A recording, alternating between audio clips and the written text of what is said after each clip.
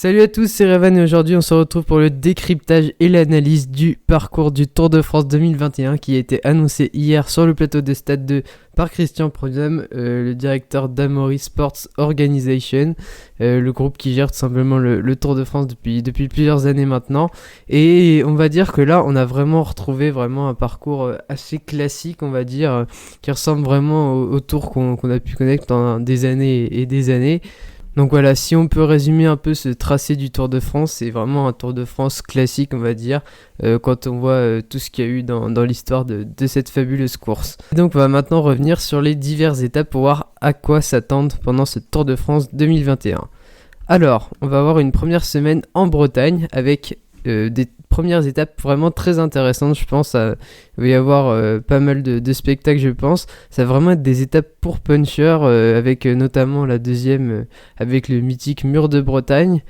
On aura ensuite une première semaine assez calme avec des étapes pour les sprinters, vraiment, que ce soit la troisième ou la quatrième étape. Et à la cinquième étape, déjà, on va à l'occasion d'avoir vraiment des gros écarts, en plus des premières journées pour les punchers et qui vont déjà faire pas mal d'écarts et permettre à certains coureurs de pourquoi pas essayer de prendre le maillot jaune assez vite. On aura un contre-la-montre vraiment pour des gros rouleurs de 27 km en Bretagne toujours, et vraiment là on va avoir l'occasion d'avoir les premiers écarts assez conséquents de ce Tour de France.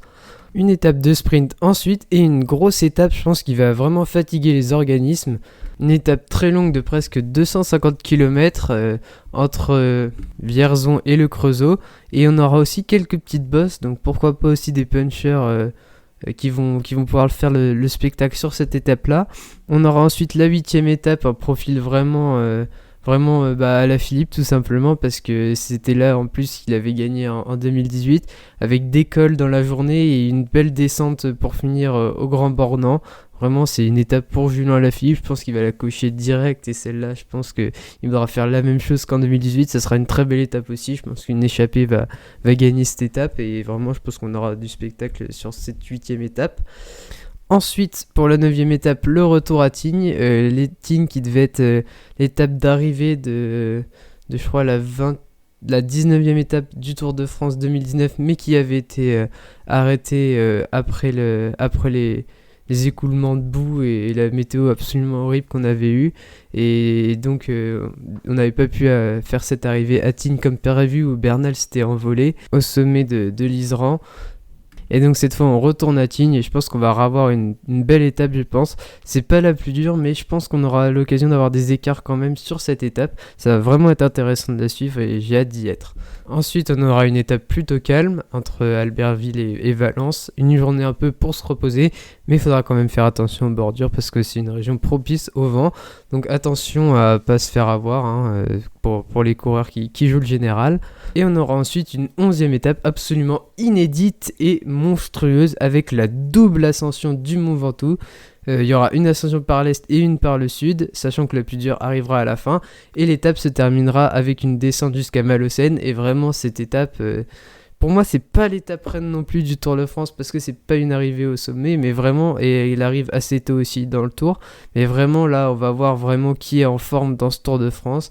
En plus, le fait qu'il y ait une descente à la fin, ça va vraiment forcer les coureurs à attaquer, parce qu'on sait que ces dernières années, c'est assez surprenant, mais c'est rarement quand il y a eu des arrivées au sommet qu'on a eu le plus de suspense, c'est souvent après une arrivée en descente qu'on a eu le plus de suspense ces dernières années. Donc cette étape va vraiment y avoir les premiers vraiment gros écarts sur cette étape, avec une double ascension du Ventoux. On sait qu'il y avait quelques années, il y avait une double ascension du Galibier, je crois que c'était en 2013, tout le monde avait halluciné. Là ça va être encore pire, ça va être le Ventoux, le col le plus dur du monde pour la plupart des coureurs, et là vraiment j'ai hâte d'y être également. On aura ensuite 3 étapes assez calmes, on va dire, pas trop de difficultés particulières, que ce soit pour la 12e, la 13e et la 14e étape.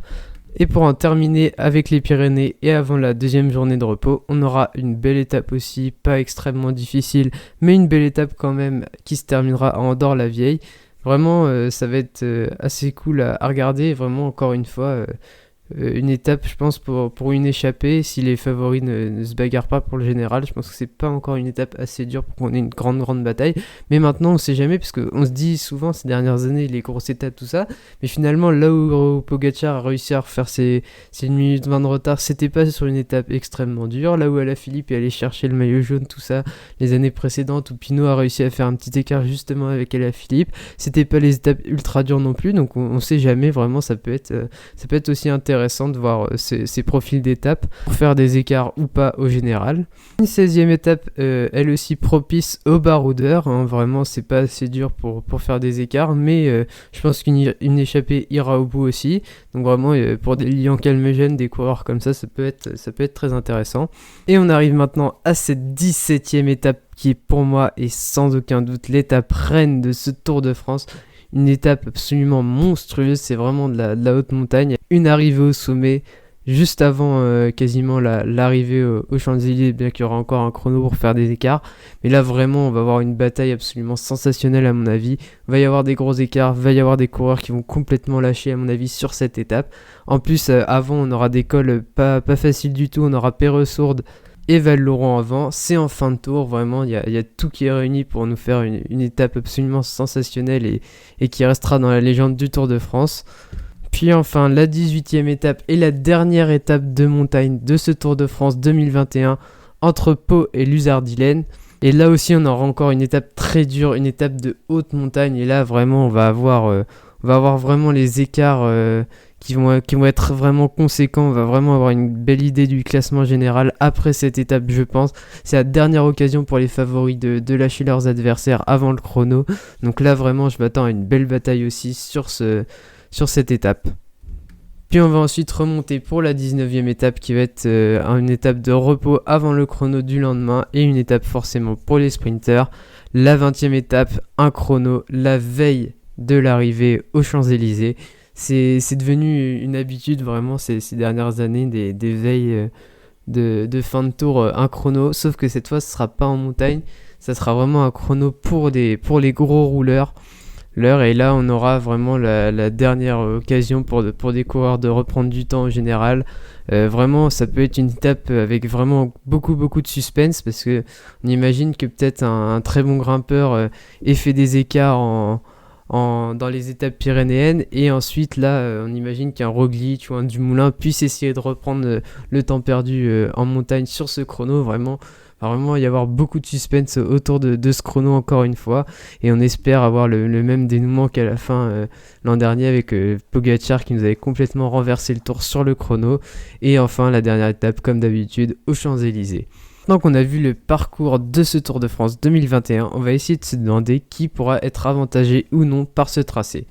Alors vraiment, on a eu un Tour de France assez classique, on va dire. On a un peu moins de montagne que ces dernières années, je trouve, et plus particulièrement que le Tour 2020.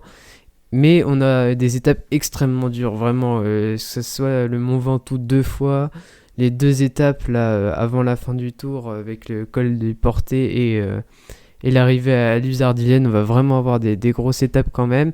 Néanmoins, on va avoir beaucoup de contre-la-montre, et je pense que ce profil de Tour de France 2021 va à merveille à des coureurs comme Primož Roglic, comme Tadej Pogacar, comme Tom Dumoulin ou comme Chris Froome s'il revient à son meilleur niveau. Et par conséquent, cela veut dire forcément que ça avantage pas vraiment les Français. Je pense surtout à Romain Bardet qui va vraiment pas être à son avantage avec un tracé comme ça. Je pense que viser le général pour lui, ça serait vraiment pas une bonne idée vu ce tracé. Je pense qu'il sera bien meilleur sur un Tour d'Italie, je pense, Romain Bardet. Surtout qu'il va changer d'équipe et maintenant il va commencer à être assez vieux. Donc vraiment, moi je le vois plutôt aller essayer de chercher le Tour d'Italie. Surtout qu'on voit que sur une année où il n'y a vraiment pas beaucoup de concurrence comme celle qu'on a vécue tout simplement il y a quelques semaines, il y a vraiment la place, je pense, pour Romain Bardet d'aller chercher quelque chose de très grand sur un Giro. Et je pense que ce Tour de France, il n'est pas vraiment fait pour lui. Thibaut Pinot, c'est un peu pareil, mais lui, il a quand même un peu plus de potentiel en contre-la-montre. Il Il y a des étapes, je pense, le Ventoux, c'est des étapes qui peuvent vraiment intéresser Thibaut Pinot. Après, faudra voir s'il arrive vraiment à se remettre de sa blessure, tout ça, qu'il va avoir encore la force mentale d'aller se préparer pour gagner un Tour de France. C'est pas le meilleur parcours pour lui, mais c'est pas forcément quelque chose qui le désavantage complètement. Je pense qu'il aura encore toutes ses chances s'il est au top physiquement et surtout mentalement.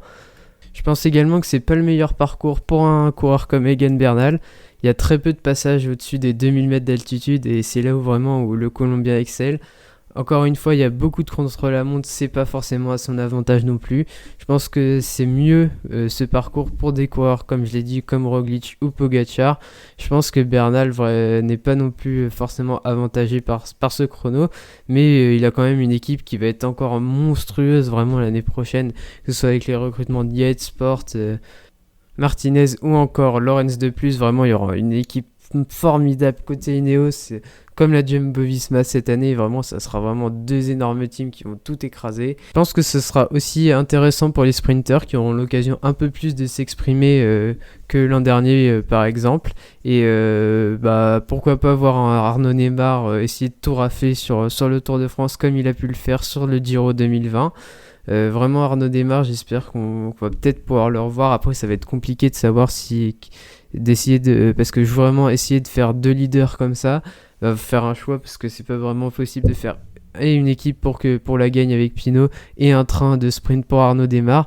Donc s'ils essaient de faire les deux leaders, je pense que ce sera surtout une équipe tournée autour de Pinot et Démare qui essaiera de se débrouiller un peu comme il peut pour essayer d'aller gratter des belles performances en sprint. Sinon, on aura aussi un Tour de France vraiment à l'avantage des punchers. Je pense que des Wout van Aert, vraiment, ça pourra vraiment être intéressant de voir ce qu'il va faire sur ce tour.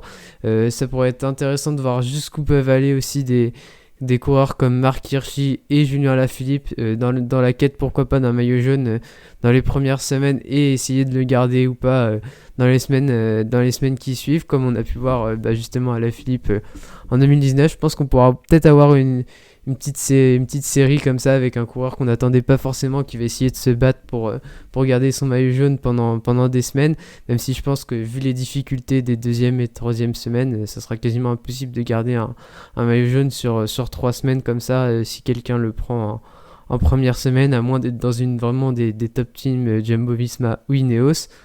Je pense également que des coureurs français comme Nance Peters qu'on a vu l'an dernier, Lilian Calmejane, même Guillaume Martin pourront aller nous chercher des belles victoires d'étape, même si Pierre Latour participe également, ça pourrait vraiment être intéressant. Il y a vraiment pas mal d'étapes à aller chercher pour les échapper, donc c'est vraiment des coureurs qui vont pouvoir s'illustrer dans ces domaines-là. Guillaume Martin, j'espère vraiment qu'il va se concentrer là-dessus et pas sur un général qui l'attendra pas de toute façon. Guillaume Martin, je pense qu'on l'a vu à plusieurs reprises qu'il n'a pas vraiment le niveau pour faire mieux qu'un top 5 et encore je suis gentil sur un grand tour. Warren Barguil aussi, que j'attendrai côté français s'il le fait. Un coureur comme Nairo Quintana, même si lui aussi il a plus trop de niveau, je trouve, pour le général, pour aller nous chercher des très belles étapes sur des étapes de montagne comme on a vu. Pourquoi pas essayer de faire un coup dans les étapes pyrénéennes. Toujours côté français, on a 2 chronos et on espère que Rémi Cavagna va pouvoir vraiment s'illustrer lui aussi, tout comme Pierre Latour. Pour une fois qu'on a des coureurs assez corrects, on va dire en contre-la-montre, côté français, on va essayer d'avoir de l'espoir sur ces 2 épreuves de contre-la-montre dans ce Tour de France. Donc voilà, je pense qu'on a fait le tour un peu de ce parcours. Sinon, au niveau de mes regrets, c'est pas vraiment un regret, mais bon, cette fois, encore une fois, on n'a pas de contre-la-montre par équipe. Donc ça fait plusieurs années maintenant qu'on n'a pas de... Ça fait l'an dernier, je crois, et 2019, je sais plus s'il y avait eu un contre-la-montre par équipe en 2019, je crois que oui. Mais en tout cas, ça fait 2 années de suite qu'on n'a pas de contre-la-montre par équipe. Après, ça me dérange pas trop parce que justement, ça va essayer de... Je pense que ça va moins renforcer les top teams comme Jumbo-Visma ou Ineos, bien qu'il y ait d'excellents rouleurs dans ces équipes-là quand même. Et je pense que leurs coureurs vont faire quand même la diff en contre-la-montre. Le fait aussi qu'il y ait pas mal d'étapes comme ça où il va y avoir des écarts assez vides, je pense, ça va aussi peut-être favoriser le spectacle, avec comme on a vu après des bordures avec Pogacar qui a littéralement tout fait exploser pour récupérer ses une 20 perdues dans les bordures. Donc voilà, peut-être un tour un peu plus propice à l'attaque, assez différent de celui qu'on a vu l'an dernier, avec pas mal d'étapes de montagne, mais où finalement il se passait pas grand-chose. Donc voilà, on va essayer d'avoir une approche différente, même si de toute façon c'est les coureurs qui font la course, donc s'ils veulent pas attaquer, et si une équipe est beaucoup trop forte et impose un tempo insoutenable et que les autres n'arrivent pas à suivre, ça changera absolument rien. Néanmoins, je trouve qu'à part le Ventoux, qui est une étape sensationnelle, il n'y a pas beaucoup d'étapes dans les Alpes, c'est un petit peu dommage, je trouve. Moi j'adore les Alpes. Et aussi, ce qu'on peut regretter, c'est pour tous ceux qui habitent dans le nord, évidemment, il n'y a encore une fois pas d'étape de pavé sur ce Tour de France. Ça va faire, je crois, depuis 2018 qu'il n'y en a pas eu. Et il y en a un peu moins sur ces dernières années qu'il y a encore quelques années dans le Tour de France. Donc voilà, pas de pavé, ça c'est aussi un petit regret. Je pense que ça fait partie du vélo et c'est vraiment très intéressant à suivre les pavés. Mais en même temps, vu qu'on part de Bretagne, ça allait être compliqué d'aller dans le nord de la France après si on voulait faire les Pyrénées et les Alpes comme d'habitude. Donc voilà, j'espère que cette vidéo vous aura plu. N'hésitez pas à liker, vous abonner comme d'habitude. Je vous souhaite à tous une très bonne journée. C'était Revan. Salut!